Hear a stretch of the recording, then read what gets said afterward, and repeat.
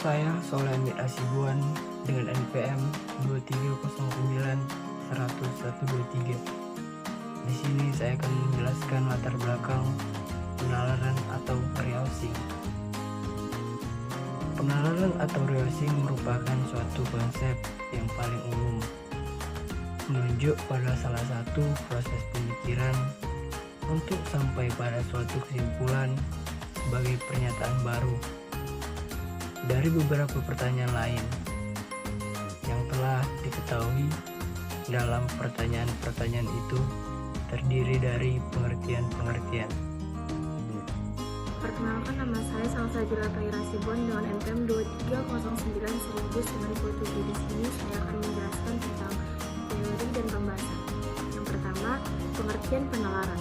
Secara umum, pengertian penalaran adalah kemampuan untuk menilai sesuatu secara rasional dengan menerapkan sistem logika berdasarkan informasi atau yang sudah ada ketika membuat keputusan atau memecahkan rumusan masalah, sehingga memungkinkan untuk menimbang keuntungan dan kerugian dari tindakan-tindakan sebelum memilihnya. Saya akan menjelaskan penalaran ada beberapa macam. Yang pertama itu adalah penalaran induktif. Di mana penalaran induktif ini adalah proses penalaran untuk menarik kesimpulan berupa prinsip atau sifat yang berlaku umum berdasarkan atas fakta-fakta yang bersifat khusus. Prosesnya disebut induksi. Di dalam untuk penalaran induktif ada beberapa bagian, yaitu yang pertama generalisasi. Generalisasi adalah suatu proses penalaran yang bertolak dari sejumlah fenomena individual atau khusus menuju ke kesimpulan umum yang mengikat seluruh fenomena sejenis dengan fenomena individual yang diselidiki. Generalisasi ini memiliki macam-macam, yaitu yang pertama generalisasi sempurna. Di mana generalisasi sempurna adalah generalisasi di mana seluruh fenomena yang menjadi dasar kesimpulan diselidiki. Yang kedua, yang D adalah generalisasi tidak sempurna, di mana generalisasi ini berdasarkan sebagian fenomena untuk mendapatkan kesimpulan yang berlaku bagi fenomena jenis yang belum diselidikinya. Selanjutnya, yang kedua ada analogi. Analogi adalah suatu perbandingan yang mencoba untuk suatu gagasan terlihat benar dengan cara membandingkannya dengan gagasan yang lain untuk mempunyai hubungan dan gagasan yang pertama. Dengan kata lain, penalaran analogi dapat diartikan sebagai proses penyimpulan berdasarkan fakta atau kesamaan ataupun proses membandingkan dari dua peristiwa atau hal yang berlainan berdasarkan kesamaannya. Kemudian ditariklah kesimpulannya dari persamaan tersebut. Analogi memiliki jenis-jenis. Yang pertama itu analogi induktif, yaitu analogi yang disusun berdasarkan kesamaan yang ada pada dua fenomena. Kemudian ditarik kesimpulannya bahwa pada fenomena pertama terjadi dua fenomena kedua. Yang kedua, yang B adalah analogi deklaratif, di mana analogi ini merupakan metode untuk menjelaskan atau menegaskan suatu yang belum dikenal atau masih samar dengan sesuatu yang tidak dikenal. Cara ini sangat bermanfaat karena ide-ide baru menjadi dikenal atau dapat diterima apabila dihubungkan dengan hal-hal yang sudah tidak kita ketahui atau kita percayai. Yang kedua adalah hubungan klausual, di mana hubungan ini adalah cara penalaran yang diperoleh dari peristiwa-peristiwa yang memiliki pola hubungan atau saling berhubungan satu sama lain, yaitu salah satu variabel atau independen memengaruhi variabel yang lain atau dependen. Dalam kegiatannya, dengan hubungan klausul ini ada tiga hubungan antar masalah, yaitu A. Hubungan sebab akibat, di mana ini berpola A menyebabkan B, namun juga bisa berpola A menyebabkan C atau menyebabkan D dan seterusnya. Yang B adalah hubungan sebab akibat. Dalam penalaran jenis akibat sebab ini, peristiwa sebab merupakan kumpulan. Yang C adalah sebab hubungan akibat-akibat, di mana hubungan akibat-akibat adalah suatu penalaran yang menyiratkan penyebabnya, yaitu peristiwa akibat, langsung disimpulkan pada akibat yang lain. Yang ketiga adalah klasifikasi. Klasifikasi adalah pengelompokan yang sistematis daripada sejumlah objek, gagasan, buku, atau benda-benda lain ke dalam kelas atau golongan tertentu berdasarkan ciri-ciri yang sama. Klasifikasi sendiri memiliki ciri-ciri, yaitu satu,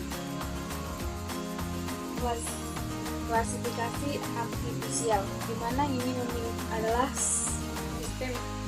sistem yang mengelompokkan bahan pusaka berdasarkan ciri atau sifat lainnya. Yang kedua itu adalah klasifikasi utility, di mana mengelompokkan bahan pusaka disebutkan berdasarkan kegunaan dan sejenisnya.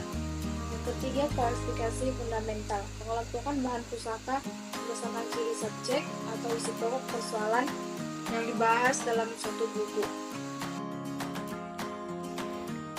Perkenalkan, nama saya Asri Indah Cahyani dengan NPM 23091018. Baik, di sini saya akan menjelaskan mengenai penalaran deduktif. Penalaran deduktif adalah suatu penalaran yang berpangkal pada suatu peristiwa umum yang kebenarannya telah diketahui atau diyakini dan berakhir pada suatu kesimpulan atau pengetahuan baru yang bersifat lebih khusus. Adapun jenis-jenis penalaran deduktif, yaitu yang pertama adalah silogisme kategorial. Jenis silogisme yang menggabungkan dua kategori atau kelompok, contohnya yaitu untuk premis umum, semua hewan adalah makhluk hidup. Premis khususnya, anjing adalah hewan. Jadi kesimpulannya, anjing adalah makhluk hidup. Yang kedua, silogisme hipotesis. Silogisme hipotesis adalah jenis silogisme yang menguji hipotesis atau teori. Contohnya, premis umum, semua benda yang jatuh dari ketinggian akan jatuh ke bawah. Premis khususnya, bola yang jatuh dari ketinggian jatuh ke bawah. Yang kedua, silogisme hipotesis.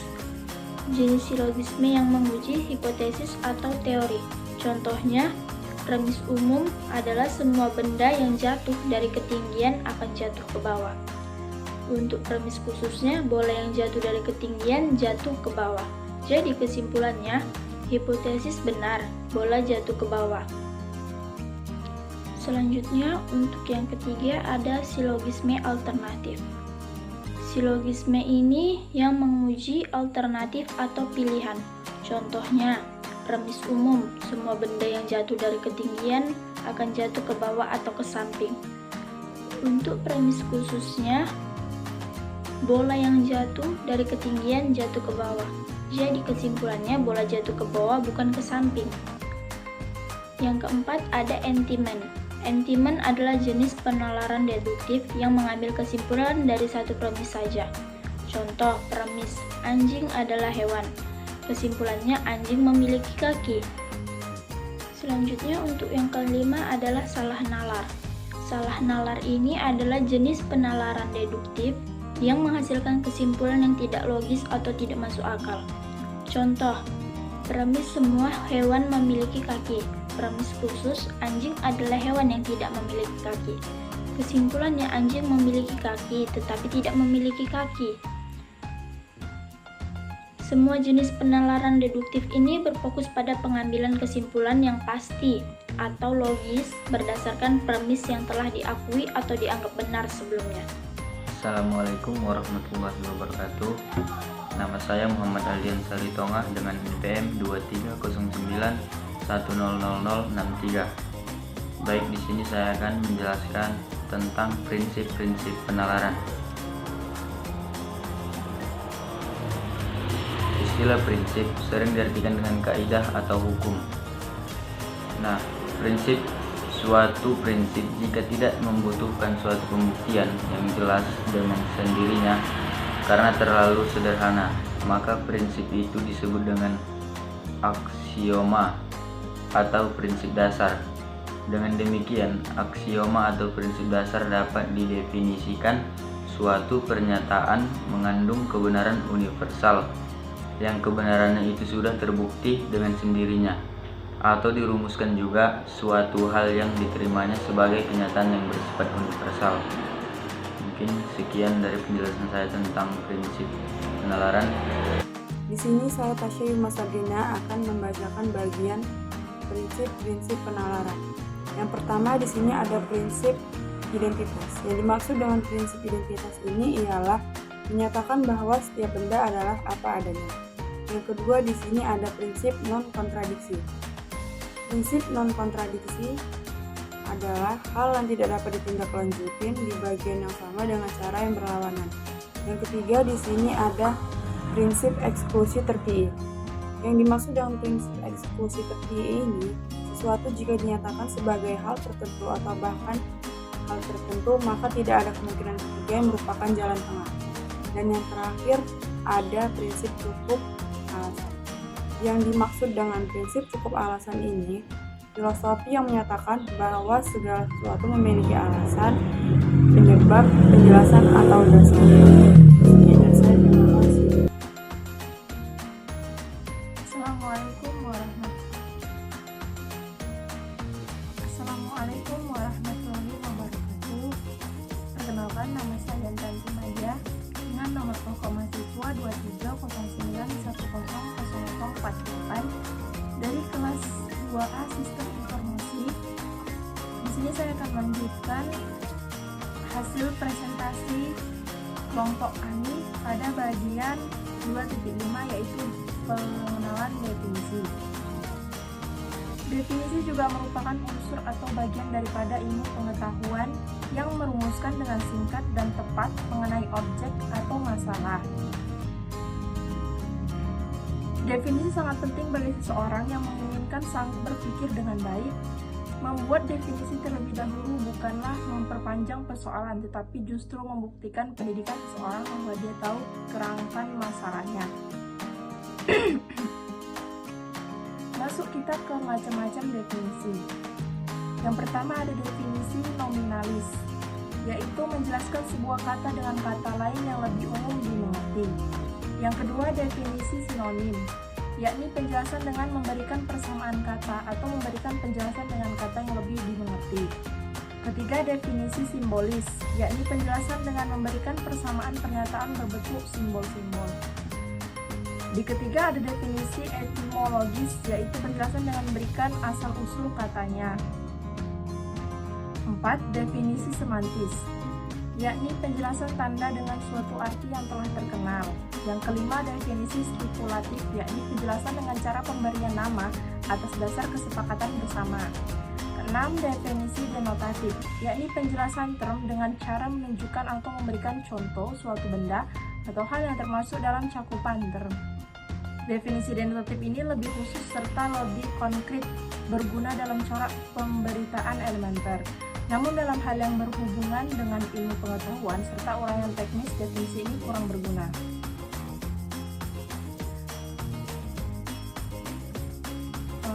Bagian definisi realis. Definisi realis ini penjelasan tentang hal yang ditandai oleh semua term. Jadi bukan sekedar penjelasan term, tetapi menjelaskan isi yang dikandung oleh term. Definisi realis ini ada dua macam, yaitu definisi esensial, yaitu penjelasan dengan cara menguraikan bagian-bagian yang menyusun suatu hal. Lanjut, bagian kedua ada definisi deskriptif, yakni penjelasan dengan cara menunjukkan sifat-sifat yang dimiliki oleh hal yang didefinisikan. Oke, masuk kita ke definisi praktis. Definisi praktis ini ialah penjelasan tentang hal sesuatu ditinjau dari segi penggunaan dan tujuannya yang sederhana. Definisi praktis ini ada 3 macam. Yang pertama ada definisi operasional, yakni penjelasan suatu term dengan cara menegaskan langkah-langkah pengujian khusus yang harus dilaksanakan, atau dengan metode pengukuran serta menunjukkan bagaimana hasil yang dapat diamati. Ini ada 2 macam, yaitu kualitatif dan kuantitatif. Yang kedua ada definisi persuasif, yakni penjelasan dengan cara merumuskan sesuatu pernyataan yang dapat mempengaruhi orang lain. Yang ketiga, yang terakhir, yaitu ada definisi fungsional, yakni penjelasan sesuatu berdasarkan guna atau tujuan. Dan masuk kita ke syarat-syarat definisi. Dalam merumuskan definisi, ada beberapa syarat yang perlu diperhatikan supaya definisi yang dirumuskan itu betul-betul mengungkapkan pengertian yang didefinisikan secara jelas dan mudah dimengerti. Syarat-syarat definisi secara umum dan sederhana ada 5 syarat, namun ada juga yang merumuskan lebih dari 5, yang sebenarnya hanya merupakan penjelasan berikutnya. 5 syarat yang dimaksudkan adalah sebagai berikut. Pertama, sebuah definisi harus menyatakan ciri-ciri hakiki dari apa yang didefinisikan, yakni menunjukkan pengertian umum yang meliputinya beserta ciri-ciri penjelasan dengan memberikan asal-usul katanya. 4. Definisi semantis, yakni penjelasan tanda dengan suatu arti yang telah terkenal. Yang kelima, definisi stipulatif, yakni penjelasan dengan cara pemberian nama atas dasar kesepakatan bersama. Keenam, definisi denotatif, yakni penjelasan term dengan cara menunjukkan atau memberikan contoh suatu benda atau hal yang termasuk dalam cakupan term. Definisi denotatif ini lebih khusus serta lebih konkret, berguna dalam corak pemberitaan elementer. Namun dalam hal yang berhubungan dengan ilmu pengetahuan serta uraian teknis, definisi ini kurang berguna.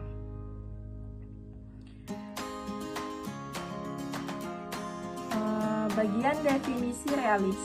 Definisi realis ini penjelasan tentang hal yang ditandai oleh semua term. Jadi bukan sekedar penjelasan term, tetapi menjelaskan isi yang dikandung oleh term.